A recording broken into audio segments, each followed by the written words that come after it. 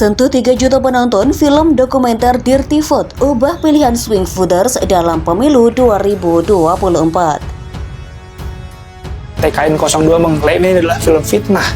Jadi teman-teman, film ini itu mengungkapkan dugaan kecurangan yang terjadi pada pemilu saat ini, ya 2024. Film ini menampilkan 3 ahli hukum tata negara, yaitu Bivitri Susanti, Zainal Arifin Mohtar, dan Ferry Amsari, yang memberikan penjelasan tentang bagaimana kecurangan pemilu ini dilakukan. Film ini juga membongkar upaya penggunaan lembaga negara, mulai dari bansos, polisi, dan kepala desa. Film ini resmi ditayangkan hari Minggu ini jam 11 siang tadi, teman-teman. Yang menjadi perbincangan panas ialah film ini ditayangkan ketika masa hari tenang saat ini kan, serta netizen dibuat bertanya-tanya, mengapa pihak TKN 02 mengklaim bahwa ini adalah film fitnah, bahkan dengan cepat melakukan konferensi pers. Bahwa sebagian besar yang disampaikan dalam film tersebut adalah sesuatu yang bernada fitnah, narasi kebencian yang sangat asumtif dan sangat tidak ilmiah. Saya mempertanyakan kapasitas tokoh-tokoh yang ada di film tersebut, di rekaman tersebut, ya. Dan saya kok merasa sepertinya ada tendensi keinginan untuk mensabotase pemilu. Gimana? Seru nggak? Seru banget gak sih? Ya mau gimana lagi? Politik memang kotor nggak sih? Cuma yang gue nggak expect segila itu, semasif itu kotornya. Ini bukan paslon 02 doang yang lagi panas, cuma 01 dan 03 juga kesebut di video itu. Jadi benar kata Bang Panji Pragiwaksono ya, kalau politik itu kayak kolam got yang isinya kecebong gitu. Gila, nggak expect. Memang film ini sengaja didesain untuk diluncurkan di masa tenang ini, ya. Ya, karena cara-cara yang fair untuk bertarung secara elektoral sudah tidak mampu lagi mereka lakukan. Kita kan gini aja, kalau nggak suka dengan salah satu paslon, kan ini event pemilu, ya kita dukung paslon yang lain, kita lakukan cara-cara yang sesuai koridor elektoral. Nah ini karena mungkin elektabilitas Pak Prabowo dan Mas Gibran terus meroket, bahkan sudah tembus batas psikologis sekali putarannya itu 50% ke 1 suara, maka dilakukanlah cara-cara yang ini. Ya kami yakin ini pasti nggak laku ya. Ini inline, sejalan dengan pemberitaan di media. Kalau kita bicara mengenai apa yang terjadi dengan kepala desa yang melakukan pengarahan dan intimidasi, film ini menjelaskan itu. Kalau kita concern dengan misalnya politisasi bansos, film ini juga menjelaskan itu. Kalau kita concern misalnya dengan bagaimana nanti penyebaran 20% suara misalnya. Ini ada kaitannya juga dengan kebijakan misalnya membuat Papua menjadi 6 provinsi. Banyak hal-hal yang positif yang kita bisa lihat dalam film ini, walaupun Anda tentu boleh tidak setuju dengan film ini. Tapi menurut saya film ini adalah pendidikan politik yang bagus.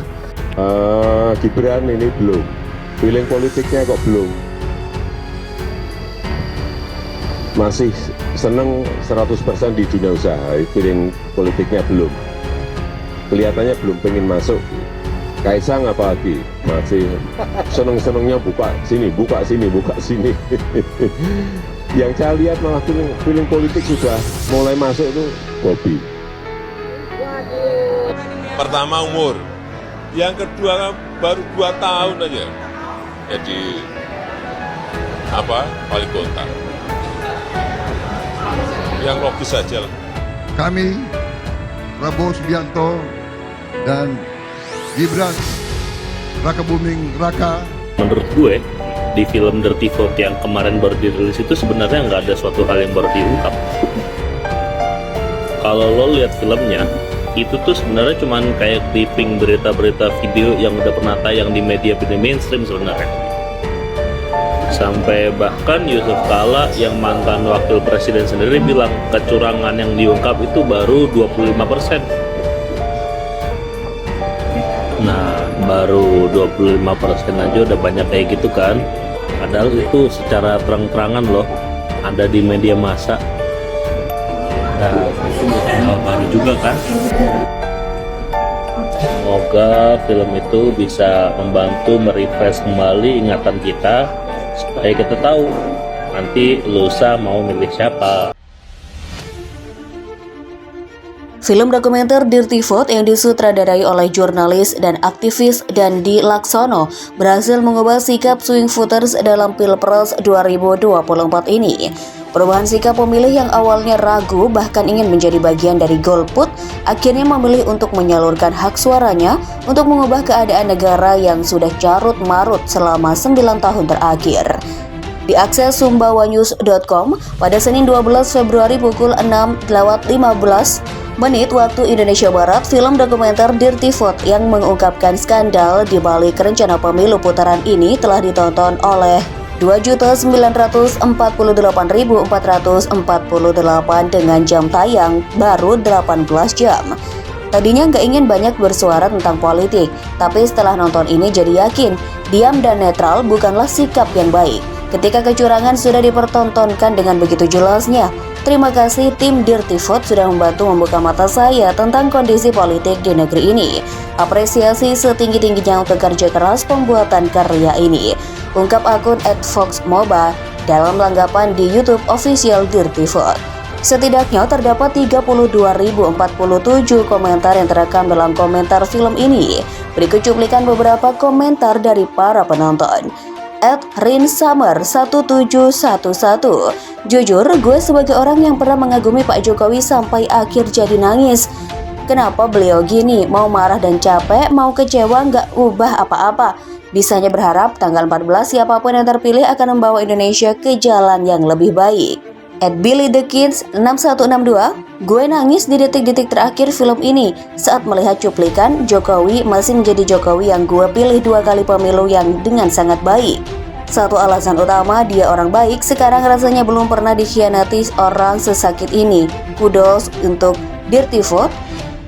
Marah gue sekarang jadi lebih terstruktur dan sistematis. @tutorial819.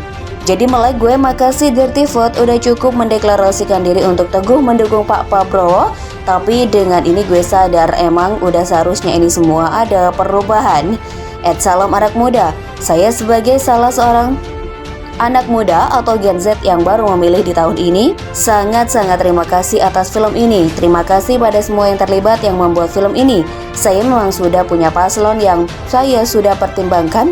Kenapa saya memilih sosok cawapres-cawapres tersebut? Tentu berdasarkan dari banyak hal, terutama mencari kebenaran atas beberapa fitnah yang digilanya bertebaran di sosmed. Namun dengan film ini memberikan lebih luas lagi hal yang masih terlewatkan oleh saya, seberapa bobroknya keadaan saat ini.